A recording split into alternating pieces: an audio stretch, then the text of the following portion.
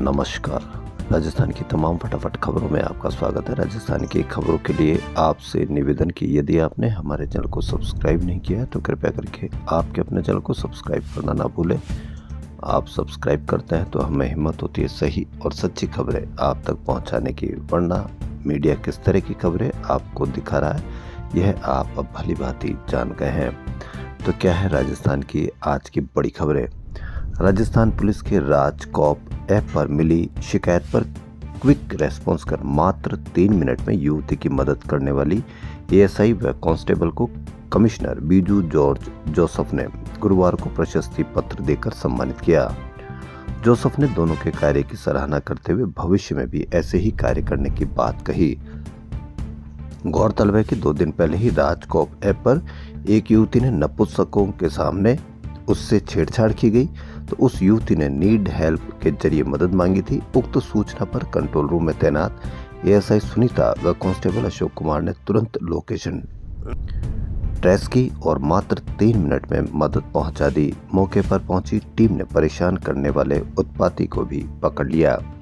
तो आप सभी से निवेदन कि महिलाओं को ही नीड हेल्प की जरूरत नहीं है, सभी को नीड हेल्प की जरूरत है। इसलिए सभी से निवेदन है कि राजकॉप ऐप को डाउनलोड अवश्य करें ताकि पुलिस आपके साथ रहे 24 घंटे। आईपीएल जैसे जैसे नजदीक आ रहा है, विवाद भी बढ़ते जा रहे हैं। आईपीएल शुरू होने में महज 36 घंटे बचे हैं, लेकिन अब तक तय नहीं है कि आईपीएल का आयोजन राजस्थान क्रिकेट संघ की एडॉक कमेटी के तहत होगा या पिछले साल की तरह इस बार भी स्पोर्ट्स काउंसिल ही इसका आयोजन करेगा।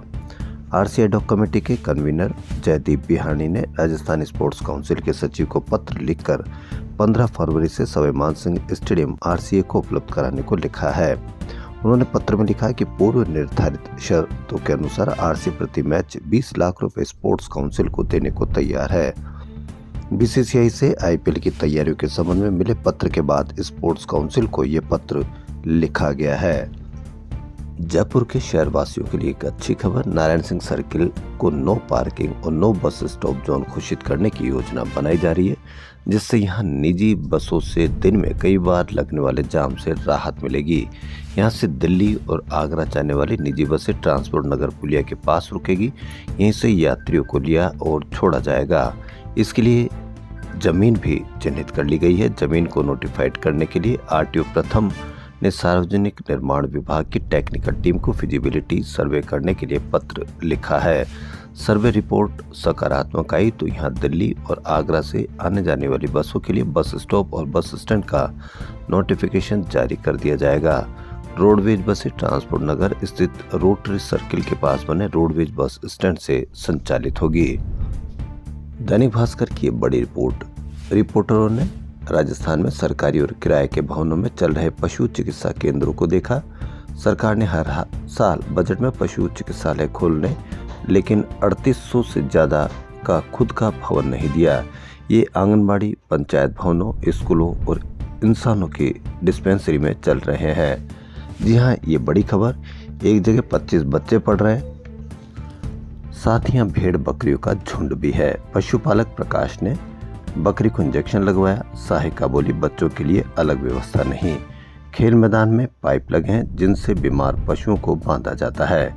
चिकित्सालय के डिप्टी डायरेक्टर बोले ये स्कूल की बिल्डिंग है, हमें जमीन नहीं मिली है। इंडिया गो लेटेंट शो में अभद्र भाषा व टिप्पणियों से चर्चा में आई social media influencer Apoorva Makhija 20 फरवरी को उदयपुर में होगी।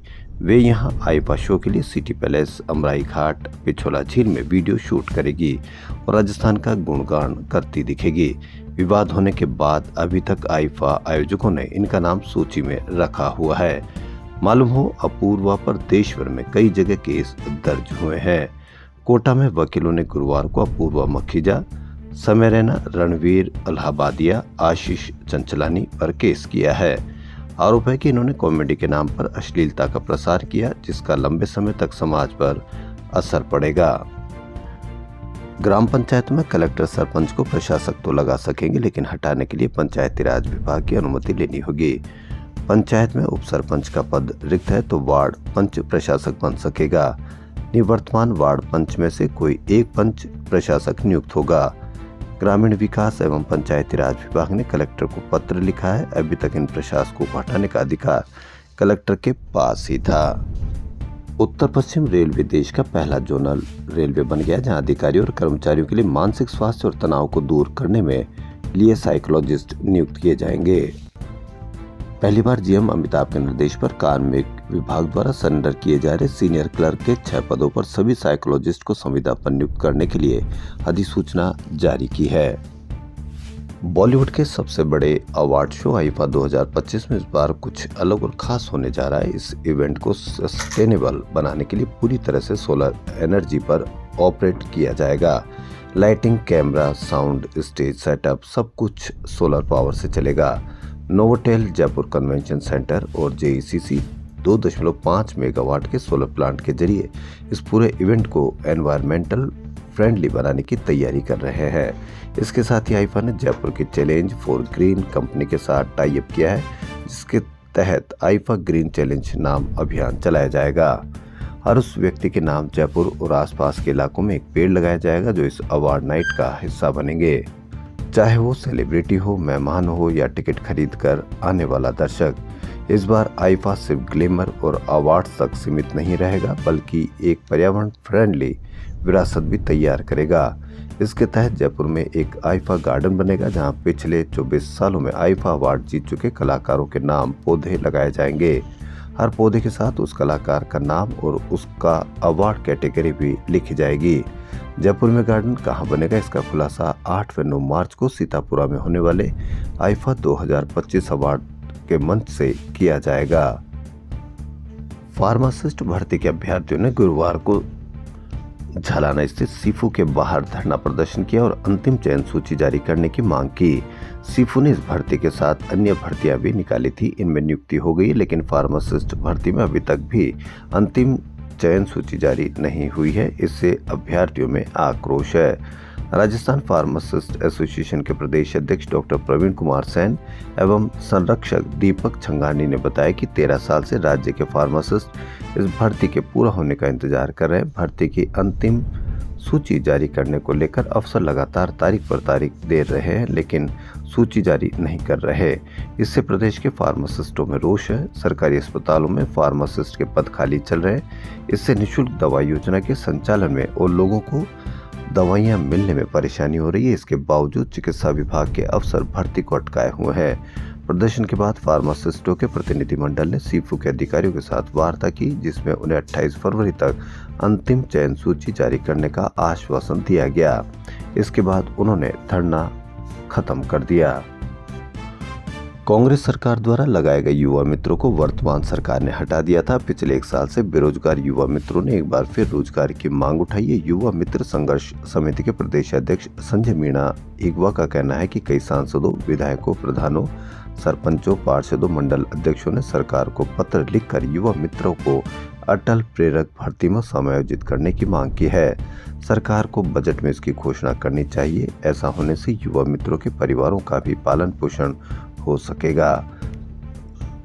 साथ ही केंद्र व राज्य सरकार की जन कल्याणकारी योजनाओं को अंतिम पंक्ति पर बैठे पात्र व्यक्ति तक पहुंचाने में सरकार की मदद कर सकेंगे।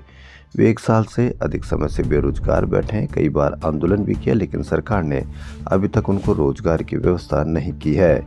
इगवा ने कहा कि बेरोजगारी कैंसर से भी गंभीर बीमारी, इससे पूरा परिवार तबाह हो जाता है।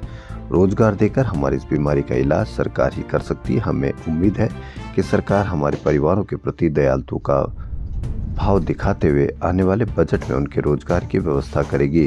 इससे उनके परिवारों को बड़ी राहत मिलेगी।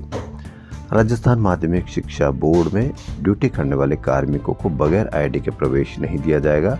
परीक्षा सेंटरों के लिए बनाए जा रहे दिशा निर्देशों में इस शर्त को प्रमुखता से शामिल किया गया है। यह आईडी जिला परीक्षा संयोजन समिति जारी करेगी। बोर्ड प्रशासन गुरुवार को परीक्षा सेंटरों के लिए दिशा निर्देश जारी करने वाला था, लेकिन काम पूरा नहीं होने से इसे आगे बढ़ा दिया गया। अब शनिवार तक जारी होंगे। दिशा निर्देश जारी करने में जुटी विशेषज्ञों की टीम ने इस बार ये बदलाव किया है कि परीक्षा में जो भी कार्मिक ड्यूटी पर लगाए जाएंगे उनके भी आईडी तैयार होंगे। बगैर आईडी किसी को भी सेंटर में प्रवेश नहीं दिया जाएगा। केंद्रीय माध्यमिक शिक्षा बोर्ड की 10वीं और 12वीं बोर्ड परीक्षा शनिवार 15 फरवरी से शुरू हो रही है। इसमें 44 लाख विद्यार्थी शामिल होंगे। 10वीं का पहला पेपर अंग्रेजी कम्युनिकेशन, अंग्रेजी लैंग्वेज और लिटरेचर का और आखिरी पेपर 18 मार्च को कंप्यूटर एप्लीकेशन, इंफॉर्मेशन टेक्नोलॉजी और एआई का होगा।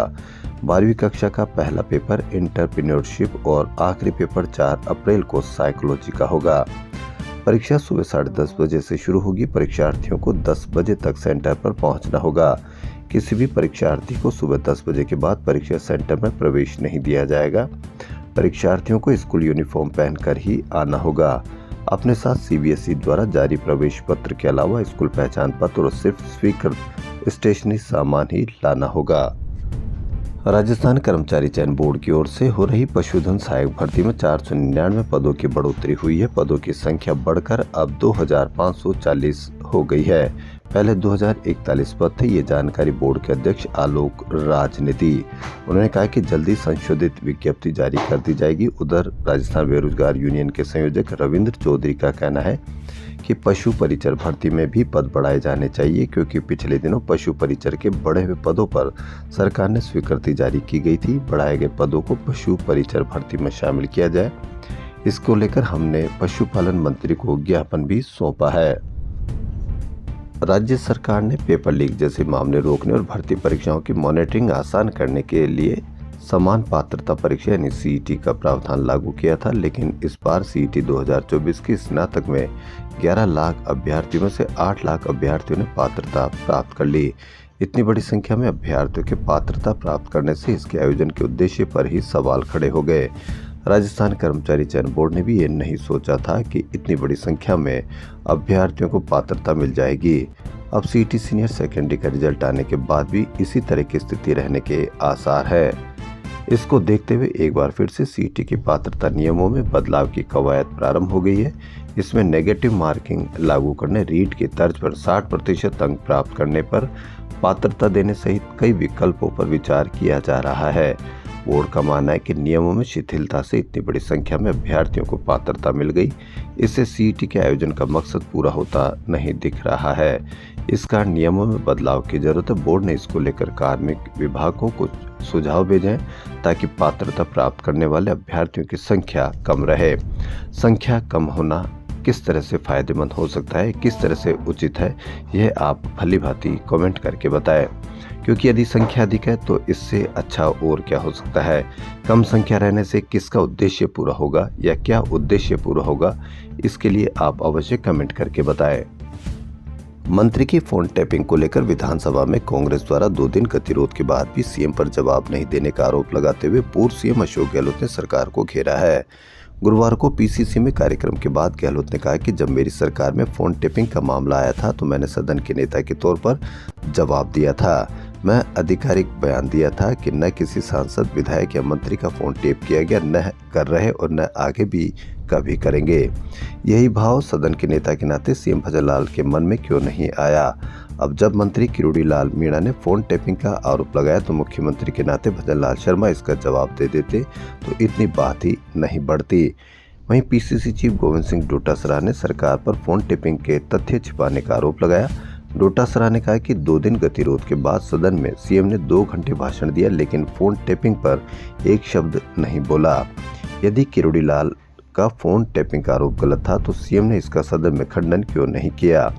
मुख्यमंत्री स्वयं के विवेक से एक शब्द नहीं बोलते। सीएम केवल वही बात करते हैं जो पर्ची दिल्ली से आती है। प्रदेश में नई पार्टी कायम की जा रही है, जिसमें विधायक सरकार की आलोचना करता है तो उसे इनकम टैक्स, जीएसटी एजेंसियों को भेजकर डराया धमकाया जा रहा है। मुख्यमंत्री भजनलाल शर्मा ने कहा कि राज्य सरकार प्रदेश की अर्थव्यवस्था को दोगुना करने के लक्ष्य के साथ काम कर रही है। इसके लिए सरकार तथा निजी क्षेत्र द्वारा राज्य के कई क्षेत्रों में निवेश किया जा रहा है। उन्होंने कहा कि हमारी सरकार राज्य में निवेश बढ़ाने के लिए सभी क्षेत्रों में योजनाबद्ध तरीके से कार्य कर रही है। हम सभी के प्रयासों से नए राजस्थान, बदलते राजस्थान, राइजिंग राजस्थान का सपना साकार होगा। मुख्यमंत्री गुरुवार को एक कंपनी के ग्लोबल मीट को संबोधित कर रहे थे। वहीं चिकित्सा मंत्री गजेंद्र सिंह खीवसर ने गुरुवार को कहा कि डॉक्टर एसएन मेडिकल कॉलेज संबद्ध अस्पतालों की जो भी समस्या है, इसको लेकर हमें यहाँ के प्रशासन ने अवगत कराया है। हमने भी कई सुझाव दिए। हमारी शो जो इंश्योरेंस स्कीम है उसमें कई ड्रग्स महंगे हो गए। इस कारण MDM सहित अन्य अस्पतालों को कुछ और कई मामलों में वित्तीय भार उठाना पड़ता है। राजस्थान के 3,500 से अधिक वरिष्ठ नागरिकों को सरकार आगामी 1.5 महीने में हवाई जहाज से पशुपतिनाथ मंदिर के दर्शन कराएगी।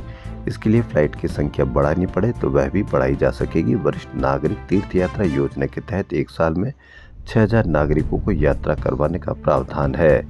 इसमें अब तक 41% ही कोटा पूरा हो सका है। उधर रेल मार्ग से तीर्थ यात्रा करने वालों का कोटा 89% तक पहुंच गया है। देवस्थान मंत्री जोराराम कुमावत का कहना है कि सरकार की मंशा है कि योजना के तहत सभी लोगों को तीर्थ यात्रा करवाने की है। अभी करीब 50 दिन का समय, ऐसे में अधिक से अधिक नागरिकों को इसका फायदा मिल सकेगा। नई आबकारी नीति के तहत प्रदेश में क्लस्टर फॉर्मूला लागू किया गया है, जिसमें खुद के वार्ड या सर्किल से जुड़ी उन दुकानों का भी ठेका लेना होगा जिसके लिए किसी का दावा शामिल नहीं है। इसी कड़ी में प्रदेश में कुल 22% पुराने शराब कारोबारियों ने ठेका रिन्यू नहीं कराया है।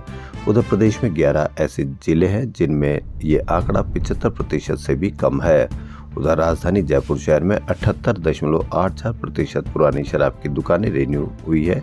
जयपुर ग्रामीण में यह आंकड़ा 84% को छू गया है। शराबबंदी वाले राज्यों में शामिल गुजरात के निकट वाले राजस्थान के जिलों में शराब कारोबारियों ने सर्वाधिक ठेके रिन्यू कराए हैं। ये क्यों कराए हैं, इसको आप अवश्य देख सकते हैं।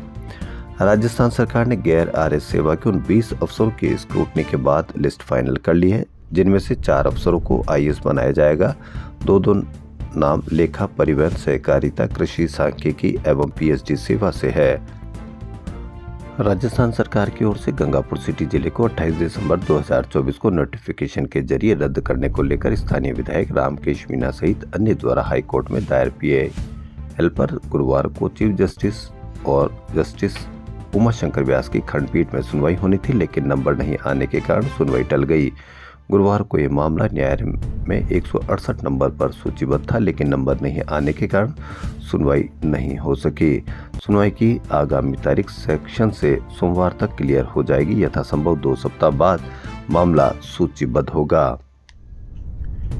NCERT करीब 10 साल बाद फिर से 1 वर्षीय B.Ed व M.Ed कोर्स शुरू करने जा रही है। इसके लिए अगले सत्र से प्रवेश प्रक्रिया शुरू होगी।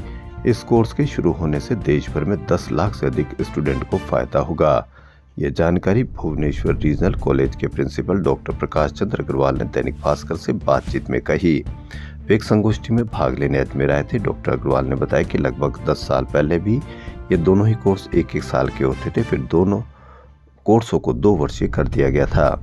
इसका फायदा यह है कि जो छात्र 4 साल का ग्रेजुएशन करेगा या फिर 2 साल की MSc करेगा, वह अब 1 साल के B.Ed के बाद ही टीचर एजुकेटर बन जाएगा। राजस्थान सहित देश भर में UG करने वाले करीब 10 लाख विद्यार्थियों को इसका फायदा मिल सकेगा। कोटा विश्वविद्यालय में स्टूडेंट अपने माता पिता के साथ आकर अपनी उत्तर पुस्तिकाओं का पुनर्मूल्यांकन करवा सकेंगे। विश्वविद्यालय प्रशासन ने पिछले दिनों ये फैसला स्टूडेंट और माता पिता की मांगों को ध्यान में रखते हुए लिया। संबंधित स्टूडेंट को सबसे पहले विश्वविद्यालय के परीक्षा विभाग को ऑफलाइन आवेदन करना होगा। ये आवेदन कार्य दिवस पर होंगे। इसके बाद विश्वविद्यालय का परीक्षा विभाग संबंधित अभिभावक को संबंधित विषय की कॉपियां देखने के लिए संबंधित तिथि पर बुलाएगा। माता पिता के साथ नहीं आने पर आवेदन निरस्त माना जाएगा। परीक्षा नियंत्रक प्रोफेसर प्रवीण भार्गव ने बताया कि कॉपियों में यदि स्टूडेंट की ग्रीवियंस है तो इसके लिए विश्वविद्यालय प्रशासन को परिवेदना भी दे सकेगा। 5-6 हजार किलोमीटर दूरी से विदेशी पक्षी जिले के तालाबों पर पहुंचे हैं, यानी ये खबर झालावाड़ की। इन पक्षियों के कलरव को देखने बड़ी संख्या में पक्षी प्रेमी भी पहुंच रहे हैं।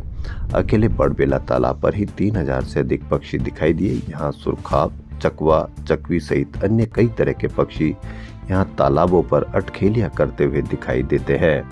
वन विभाग की ओर से हुई पक्षी गणना में इस बार पिछले साल से दुगनी संख्या में विदेशी परिंदे दिखाई दिए। राजस्थान की खबरों में फिलहाल इतना ही। यदि आपको हमारा चैनल पसंद आए तो लाइक, सब्सक्राइब और शेयर अवश्य करें। धन्यवाद।